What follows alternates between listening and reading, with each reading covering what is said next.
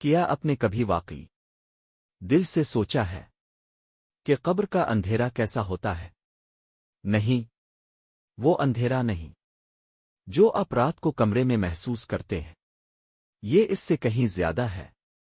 یہ وہ اندھیرا ہے جہاں نہ روشنی ہوتی ہے، نہ آواز، نہ کوئی ساتھ دینے والا، صرف آپ ہوتے ہیں اور آپ کے اعمال۔ ذرا تصور کریں، آپ اس دنیا سے جا چکے ہیں، لوگ آپ کو دفنا کر واپس جا رہے ہیں۔ کچھ دیر پہلے تک وہ آپ کے ساتھ تھے، لیکن اب سب جا چکے ہیں اور آپ اکیلے رہ گئے ہیں۔ اوپر مٹی کی تہ، چاروں طرف بند جگہ، آپ آواز دینا چاہیں بھی تو کوئی سننے والا نہیں۔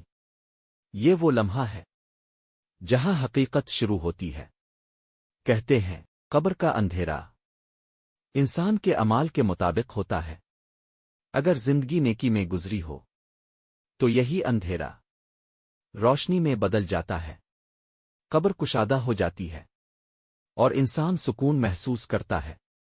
لیکن اگر زندگی غفلت میں گزری ہو تو یہی اندھیرا انسان کو دبا دیتا ہے۔ تنگی، خاموشی اور ایک عجیب بے بسی۔ سوچیں، ایک جگہ جہاں نہ دن ہے، نہ رات، نہ وقت کا احساس، صرف انتظار۔ اور یہ اندھیرا صرف آنکھوں کا نہیں ہوتا، یہ دل تک اتر جاتا ہے۔ انسان اپنے کیے ہوئے ہر عمل کو یاد کرتا ہے، وہ باتیں جو اس نے نظر انداز کیں، وہ لمحے جو وہ بدل سکتا تھا، لیکن اب کوئی موقع نہیں۔ یہی وجہ ہے کہ اصل کامیابی یہاں نہیں، بلکہ اس اندھیرے سے بچنے میں ہے۔ لیکن یہاں ایک امید بھی ہے۔